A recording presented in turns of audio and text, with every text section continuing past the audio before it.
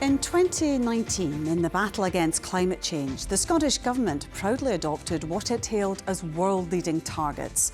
But last month, independent experts concluded it was no longer credible to meet the goal of reducing emissions by 75% by 2030. And tonight it's being reported that tomorrow ministers will scrap that existing 2030 target, although they will still stand by the final overarching target of reaching net zero by 2045. Well, this evening we spoke to the climate change campaigner, Lauri Young. So what's your reaction to reports that the Scottish Government is ditching this 2030 target of reducing greenhouse gas emissions by 75%?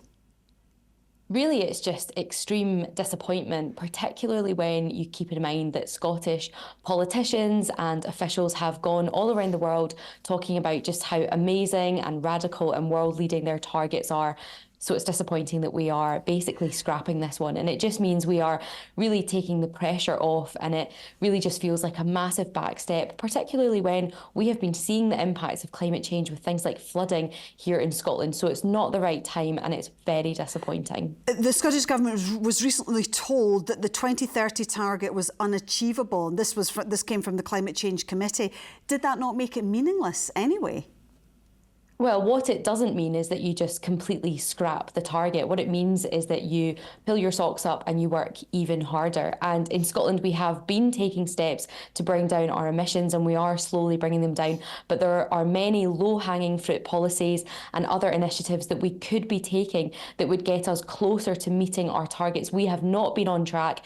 Out of the last 12 targets, we have missed 8 of them. So this has been something happening for many years. But absolutely, it's not right to say, oh, well, we're going to miss this target, let's just remove it. Actually, it's about saying we need to work even harder to play our part globally to bring down our emissions and also help build up a resilient Scotland who are now beginning to radically see the impacts of climate change. But did you think the target was achievable? Well, it was achievable a few years ago, but it certainly is not anymore. But there are some really radical things that we can be doing, particularly in some of our biggest sectors. Agriculture, transport, infrastructure, these are all places that we can be putting in extra policies. But unfortunately, we seem to be happy just picking round the edges.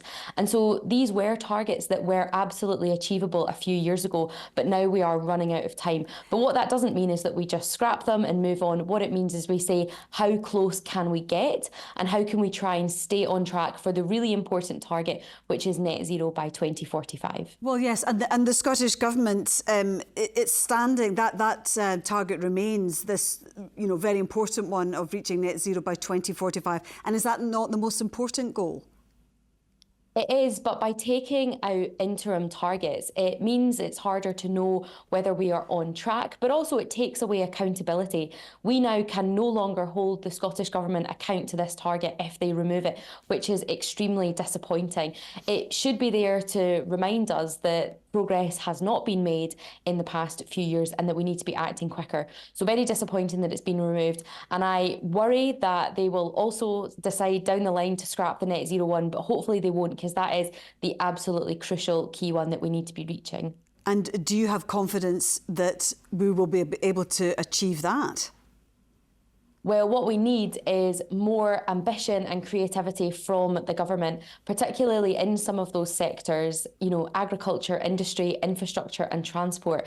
And it feels like, just to take transport as an example, we've done things like free buses for under 22s. We've put in low emission zones. We're taking away peak fares, but that is just not enough. So what we need to be doing is saying we need to be going faster and further.